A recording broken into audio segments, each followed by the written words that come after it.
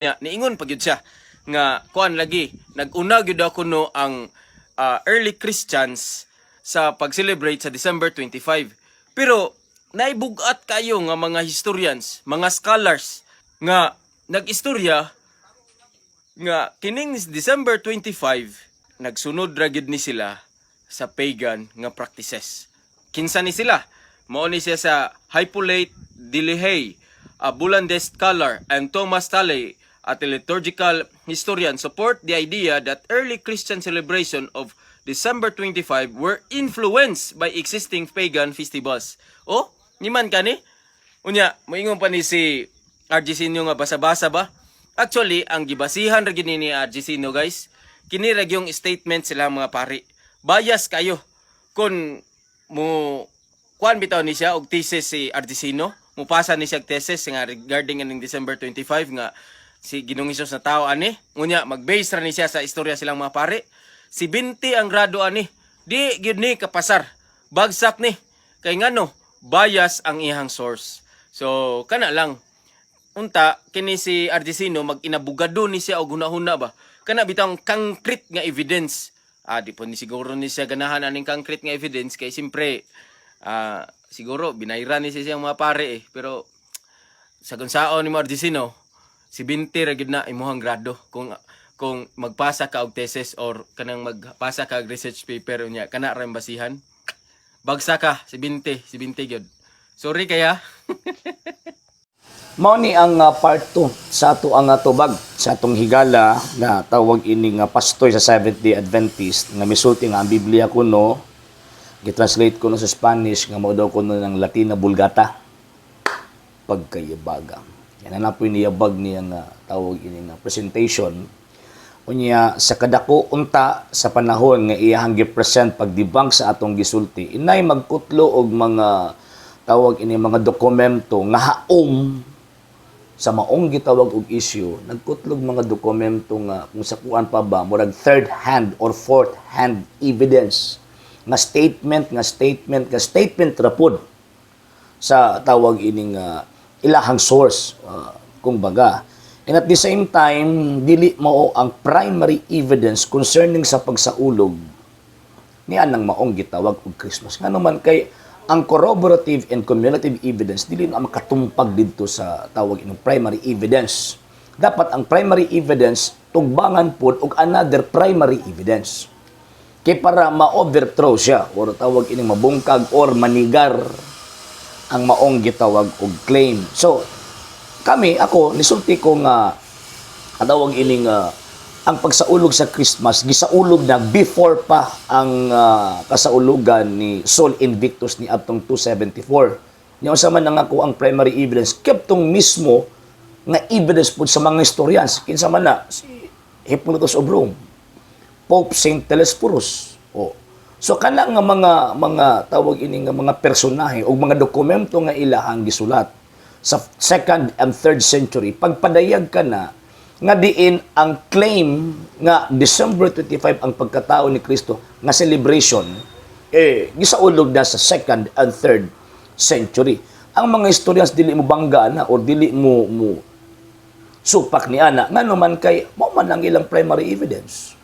Mao man ang ilang primary facts nga gisaulog na before pa ang tawag ining kang Sol Invictus nga gitawag og kasaulugan. Unya dili na ako igo lang pug ko nag-quote dito sa dokumento katong primary evidence bitaw daghang mga historians karon nga panahon nga nagasulat nga ang kanang Christmas celebration it is a Christian celebration. O di na matawag Christian celebration kung kana nga celebration na establish lang after 3rd or after 4th century.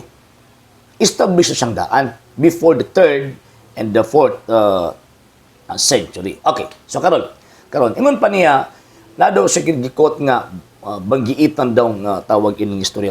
Kabantay mo sa iyahang tawag anong statement nga iyahang gi-quote. First, iyang gi-quote kuno si Delahey o gatong isa pa ka historian nga tawag ining liturgist.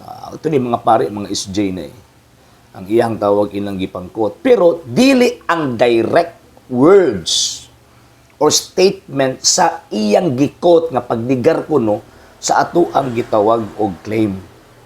Kung kabantay mo nga di Delahaye and katungkan nagtuo sila sa idea, ni support sila sa idea. So buti pasabot na ay first person na speaker na tawag ining nag-interpret sa gisutin ni Delahaye og ni kung sa liturgist. Diya palang palpak ng panabot sa atong higala nga sulpot kini nga ang amigo. Number 2 nga tawag ini nga point, support the idea. Ang term nga idea buti pasabot kung sakman pa ba dili pa established facts kumbaga. And ang dokumento nga atong gikot established facts na nga naman kay sa naman na nagsaulog sa 2nd and 3rd century concerning sa pagkataon na Ginoong Jesucristo December 25. Di ba? Hindi mo na mabangga eh. Hindi mo na mabangga. So, hindi mo mabangga ang primary evidence, primary facts sa tawag ining idea nga kuno sa pagano kuno na. Number 3, ang gingon nga support the idea that the celebration of December 25 Christmas influence may tawag ining pagan. So, kunya na ng influence by the pagan. Ang ato ang gistoryahan about the origin sa pag-celebrate sa Christmas, December 25, pagkatao ni Kristo. Kay ang kung imong sabto niyang statement, ang na-influensyahan kadtong tawag ang mga Kristiyano sa pagsaulog nila sa December 25 Christmas na influence sa mga pagano.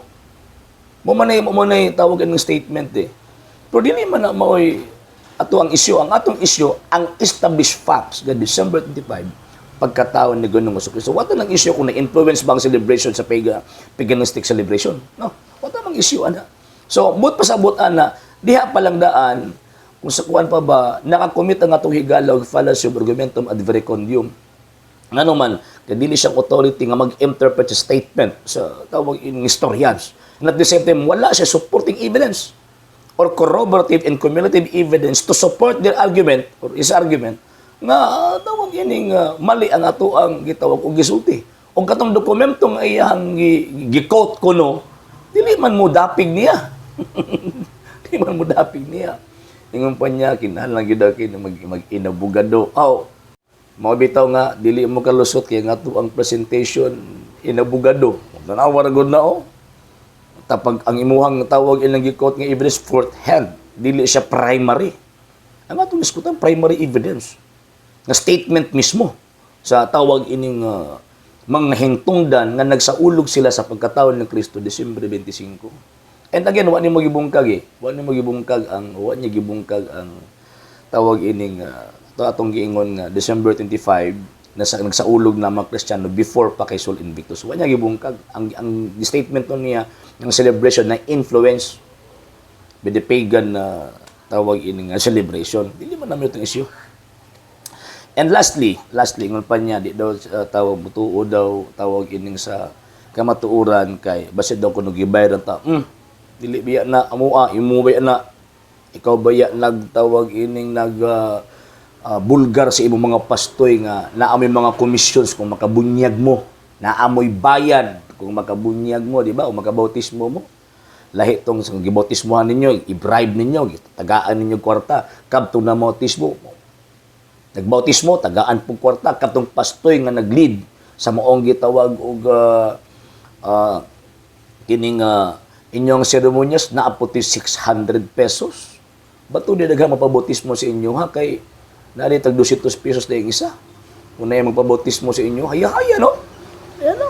So, katong tawag ining mga may trabaho, magpabautismo og 70 Adventist kay namo ni 200 di ay. Muna katong mga nagpabautismo sa 70 Adventist nga wagay tagag 200, posible lagi na. Gi-um na ilang mga pastoy. Kaya dili man ako sultian na, gini man pastoy man sultian eh. Nga tawag naaday ingon ana nga kana bitaw nga modus sa Seventh-day Adventist. So, ayaw ipahid ng inyong pagkabayaran sa amua. Kay bisag kami magbuntag mi tinubagay sa inyo ha. Magbuntag mi tinun-anay, wa ni bayad. Libre ani amua. Even nga mga books. Libre na. Amua na tawag anang gasto o katong gasto sa mga benefactors. Eh sa inyo, di ba? Sa inyo, nagpastoy mo tungod kay naamoy sweldo. Gibuhi mo sa inyong sikta. Kung wala pa yung sikta, wa mo'y gitawag og trabaho. So, mao na ba nga, mo ni sakit na kamatuuran, di ba? nga ang nagbuhi sa ilahang gitawag og mga pastoy ang ilang mga membro katong singot kinitaan sa inyong mga membro kamoy gikaon. Kamo ang nagpahimulos sa ilang kahago ug sa ilahang gitawag og singot. Nya obligado pag yun 10%. Ibig man siya nga bagsak daw ko nung ka 70 present daw thesis 70 daw akong grado. Aw, kung ingon ana ka bulok ang maestro pareha nimo. Unya ano sa pud nahitabo nga naay pag-defend sa thesis. Ilabi na ka nang mag-doctoral ka. Nya i-quote nimo tong mga istoryas nga mga pari, ano sa nahitabo nga mabagsak ka. Wa po kayo nadunggan nga na inabagsak. Nga mga doctor of literature, kanang doctor sa kasaysayan, mga expert sa kasaysayan nga pag mag-quote og statement sa mga pari, mga bagsak. Wa pa gyud koy tawag ining na nadunggan. Pero siguro sa inyo, 70 sa badingkoy ang kuan, sa badingkoy ang i-quote ninyo nga mga historians, possible gyud. Nagyo kas pinakailawman, pinakaubos nga naman wa pa may mga credibility. Sa hindi pa po nakapag-follow sa mga pages po natin, i-follow nyo po yung mga pages po natin, RJ Horolanciano II, TV Apolia Punto Argumento page, Kuya Apologies TV page, and RJ's Vlog 2022. And pwede rin po kayo mag-send po dyan ng Facebook stars. And also, sa ating po mga channels, sa hindi po nakapag-subscribe, i-subscribe po ninyo yung mga channels natin, The Lay Catholic, Apologies International Official, RJ Sano II TV, Kuya Apologies TV, and Barrio Kawayan Religious Forum. And pwede rin po kayo mag-send po dyan ng super sticker, super chats, and super thanks. And maraming salamat po sa mga kapatid at mga Katoliko na always pong tumutulong sa programa po natin. Maraming salamat po. Nang dahil po sa tulong at suporta po ninyo, ang programa pong ito, until now, andito pa rin po sa social media. And until now din po, nangangailangan pa rin po tayo sa tulong at suporta po ninyo dahil wala po kami magagawa rito mga sir, mga ma'am, kung wala po yung tulong at suporta po ninyo. Sa gusto pong tumulong, sa gusto pong sumuporta, pwede po ninyong ipadala ang tulong at suporta po ninyo sa pamamagitan po ng ating mga account numbers dyan po sa ating pong screen. And pwede niyo po kaming i-message sa ating pong page kung via remittance po yung papadala po ninyo. Maraming salamat po in advance.